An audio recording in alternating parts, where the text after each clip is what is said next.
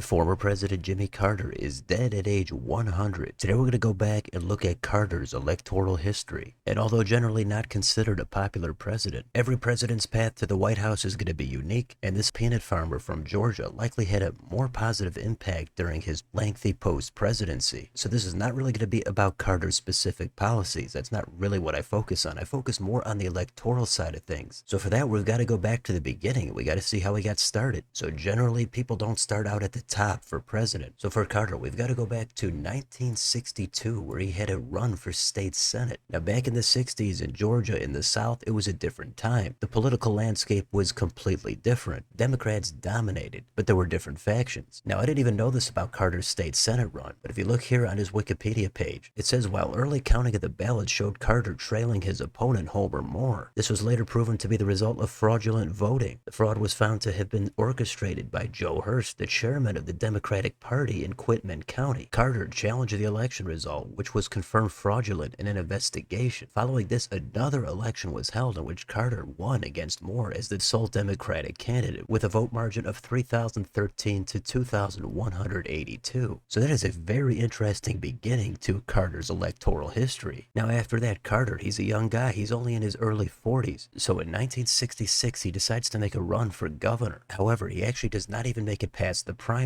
If you're familiar with politics, this one was a wild one. Lester Maddox, the Democrat, actually got less of the statewide popular vote. It was very close, but because nobody got a majority. Then the legislature got involved, and then Maddox secured the governorship. There's a whole lot more to that, but if you go down here and just take a look at the primary results, you can see that Jimmy Carter finished in third. He didn't even make it to the runoff. He's under 21% there. So that was a crowded field, but no success for Carter. Maybe he decides to call it quits. But 4 years later, Carter makes another run, and this is where he has success. He gets elected. Now, he did win the state here kind of in a landslide. He's at over 59%. Almost all those counties are blue. But notice if you look at the map here around Atlanta, today these are the counties we know as being blue. But Fulton County, where Atlanta is, on this it's actually red. It voted for the Republican. And it even says up here that this was the last time that Fulton County voted for a Republican in the governor's election. So I think that's hilarious. I think that's notable. But this was a completely different time in politics. It goes to show you how things can change dramatically in a few decades. So Carter did win this. However, he did have to get through a primary again. And here he had to go to a runoff because in the first round, he got 48.6%. That's not a majority. So in the runoff, he did win with about 59%, similar to what he won the general election with. So that kind of put Carter on the national scene. And again, you could look more into what Carter did as governor if you'd like. But if we continue on through Carter's electoral history, we could see here at the 1972 Democratic National Convention for vice president, Carter pulled in 1% of the vote. So that doesn't exactly showcase a lot of popularity. So Carter finishes out his term as governor. At that time, he was ineligible to seek a second term in 1974. But for the 1976 presidential election, that was coming off Richard Nixon and the Watergate scandal. Gerald Ford had assumed the presidency, so Carter decided to make a run at it. But he had to get through a primary. And like with many different points in history, there's going to be different factions of political parties. So there were some divides leading up to the 76 election. And if you look at this polling from August 1974 to January 76, just in the primary, Jimmy Carter, he's not even really on here for most of this polling. And even when he is on here, he's only at 2 and 4%. So he's not really even in contention for this nomination. But if we go down here a little bit farther to 1976, then Carter rises rapidly starting in March. He finally eclipses Hubert Humphrey and he becomes the frontrunner by the summer. Now again, there's always going to be different reasons as to why that happened. I'm sure other channels will go more into the historical aspects of it, but that kind of shows you how Carter kind of came out of nowhere to become the nominee for the Dems. And if you want to see the map of how he did in each state for that 76 nomination, here it is right here. These are the popular vote winners in each state. Carter is in light red, so obviously he won his home state of Georgia, but he even won states like North and South Dakota, Wisconsin, Michigan, Pennsylvania, other states in the South and in the Northeast. So that does seem like a pretty broad coalition. So after this, Carter picked Walter Mondale from Minnesota as his running mate, and then it was on to the general election where he faced Ford. So let's take a look at that polling. So going back to early 1976, whatever polling we've got did show Gerald Ford with a comfortable lead. But all of a sudden in March, things flipped. Carter, he started getting in the high 40s, even in the 50s. After the DNC, he even started topping out into the 60s. Then as we headed into the fall, it did get more competitive. Both candidates looked like they were around the mid 40s. So there were definitely some undecideds and persuadable voters even into October. That sounds similar to some other other elections. It doesn't matter if somebody has a huge lead in July or August. What matters is the turnout you're going to get and who everybody's actually going to come out and support on election day. So there was some suspense for this election, but the results are as follows. Carter pulled out the win. He got 297 electoral votes. Gerald Ford officially finished with 240. Carter won the popular vote at just over 50%, 50.1. Ford was at 48. And if you look at this electoral map, it doesn't really resemble anything we're used to in modern times. Carter cleaned up completely in the South and some states in the North like Minnesota, Wisconsin, Pennsylvania, New York. But Gerald Ford won every state here in the West. He also won Virginia, New Jersey, and even Connecticut. And if you want to see the presidential county map, it's right here. Again, you can see Carter's strength is mostly consolidated in the South. That makes sense, he's from Georgia, but he did have some appeal in a bunch of northern states as well. And Gerald Ford was able to win his home state of Michigan. But this whole map again goes to show you that it was just a different time in politics. Things are not necessarily going to stay the same in every state for decade after decade. There was a lot of political realignment around this time in politics in the late 70s and early 80s. So this was definitely a close election. There may have been some polarization, but not the same kind we're talking about today. And if you look at the margins in each state, Ohio was only about a quarter point for Carter. That state had a lot of electoral votes. And even Wisconsin, which was the tipping point state, Carter only won it by 1.7. So Gerald Ford was in this race. If Carter had lost, who knows what would have happened in the future. But another way to indicate how much things have changed are if you go down here and look at the counties with the highest percentage of Democratic vote. These are all over 86% that voted for Carter. However, in 2024, all of these supported Donald Trump. Some of them were even by wider margins than 86%. That is a staggering amount of political shift. Now, if you go down here and take a look at some of the demographics of this election, you can see that Ford actually won independents by 11 points, and he still lost the election. Ford even won 22% of Democrats, while Carter only won 9% of Republicans. But it all comes down to where those votes are allocated and who's going to win each state. If you look at the racial breakdown, there's a whole lot less polarization than we see today. White voters broke for Ford, but it was only by 4 points. Men and women voted evenly for both Carter and Ford. And look at these income brackets. The highest one on here was over 50,000. It seems like it's nothing compared to today. But the two lowest were won by Carter. Ford won the others, but there's no data even for anything over 50,000. But look at this, blue collar was won by Carter. It's a 16-point margin in that category. I bet Democrats would love to get that back today. But even with education, with less than high school, Carter won that group by 19 points. So there's a lot here if you want to compare and contrast with modern elections. But again, every election is unique. It's really wild to look back on some of this and see how much everything has changed. So Carter gets elected, and as I said, I'm not really going to focus much on the specifics of what Carter did in the White House. I'll leave that up to you, but generally he's considered to be an unpopular president. There was an Iranian hostage crisis, there was a gas shortage, there was a lot of inflation. In this chart right here, it shows you Carter's favorability ratings while he was in office. And you can see it started off pretty strong. It looks like he even topped out at over 70% here. But then by the end of his presidency, it kind of flipped. He was down here only in the 30s. He did have a spike here, but ultimately the position he was in made him vulnerable in the 1980 election. So because he was vulnerable, he did face primary challengers in that Democratic primary. And his big competitor was U.S. Senator from Massachusetts, Ted Kennedy. So Carter did not just walk away with this nomination. He did win it with over 51%. Kennedy got about 37.5%. And I'm not going to go through this whole thing, but the map here shows you which counties were won by which candidate. For the most part, on a glance, it looks like Carter won most of the counties. But again, as some counties have less population, some have more. So we don't often see an incumbent president getting challenged like this. But you got to give credit to Carter. He faced a challenge and he fought it off. So after that, it was on to the general election for 1980. So that's where Carter faced former governor of California, Ronald Reagan. And we already knew Carter was vulnerable, but let's take a look at the polling that led up to that election. So here's Reagan and Carter starting back in 1978. It was pretty much back and forth.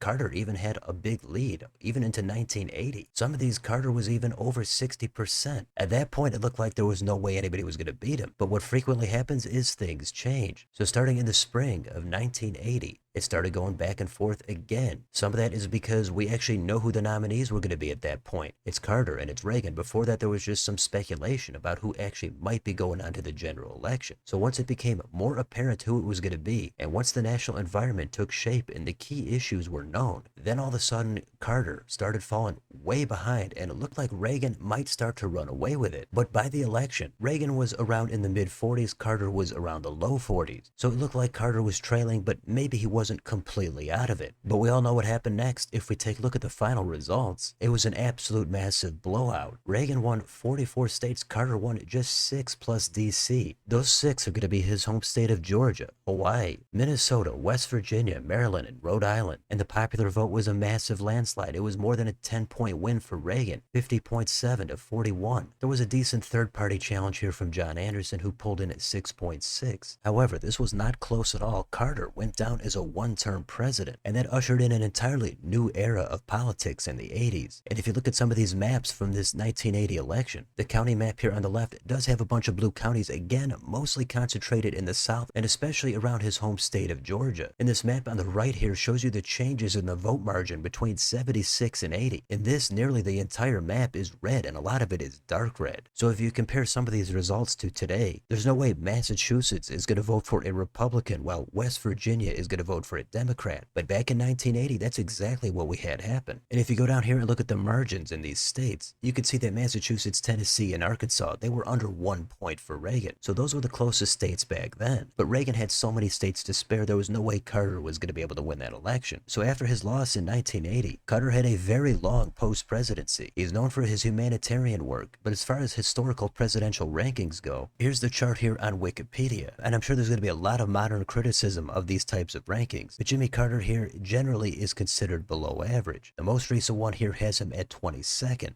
but further back he was down here at 34th. So not really a great legacy from a presidential perspective, at least as far as these historical rankings go. I don't put a lot of stock into these, but this is the quickest way I can show you some sort of a comparison. So after this, Carter lived a long time. He won the Nobel Peace Prize, and he even lived to age 100. He definitely comes off as a decent and a nice guy with a lot of humility. So you might have to take a look at his presidency separate from everything he's done after his presidency. Now, as far as what remains of Carter's legacy, we could take a look at the judges that Carter actually appointed. Now, Carter actually did not appoint any justices to the Supreme Court. However, he did make a bunch of appointments to the Court of Appeals, and some of them are actually still in office on senior status. You could view the full list here if you'd like, and aside from that, he also did the same thing for the district courts.